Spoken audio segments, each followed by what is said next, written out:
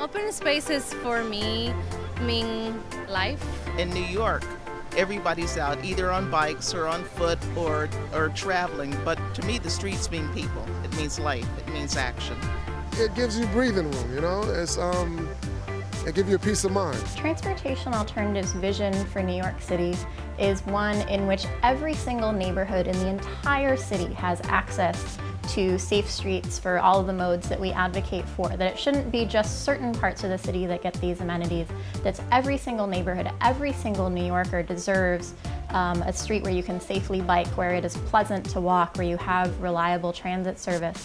Well, the addition of a place like where we're sitting right now, Knitting in Fowler Square, I think is sort of the best of, because people can get engaged in the businesses nearby, stop and take a break, interact with one another, whether they're people that have been here a long time or newcomers or tourists.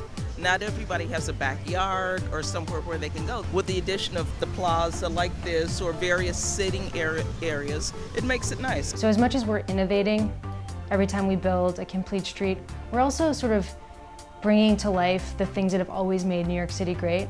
Our street life, the ability to use a bicycle, the ability to hang out on your stoop and meet friends. I mean, the social aspect of streets that are inviting to everyone, not just cars, are the reason that people move to cities.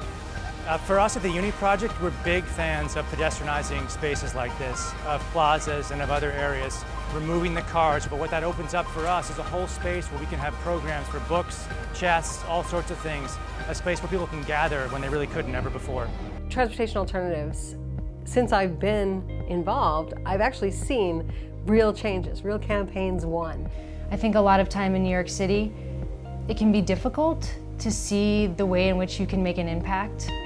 Sometimes government feels like a huge bureaucracy, and it's not obvious the channels you need to go through to make change.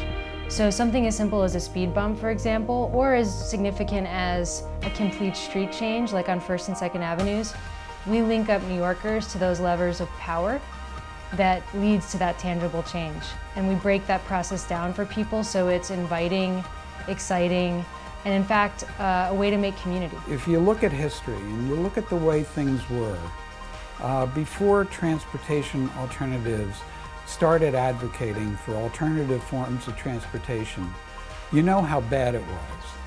And so this has been a forward-looking, highly responsive, highly responsible organization that has the best interests of the community at heart.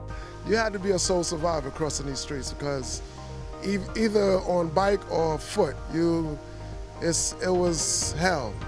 By the time you take 10 steps, you would absolutely get hammered by a car. I think the change for this community is it's unbelievable. I would say it's better than Manhattan. Our biggest power is our people power.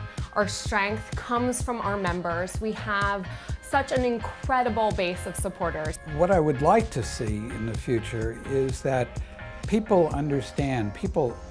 all over the place understand that the roads, the streets, are for the public.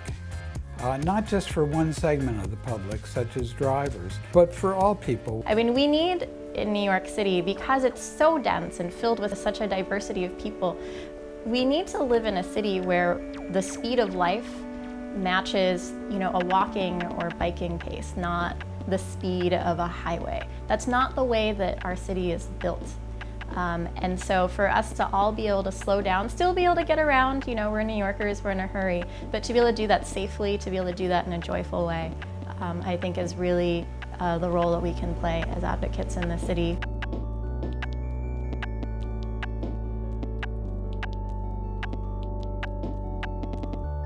We both know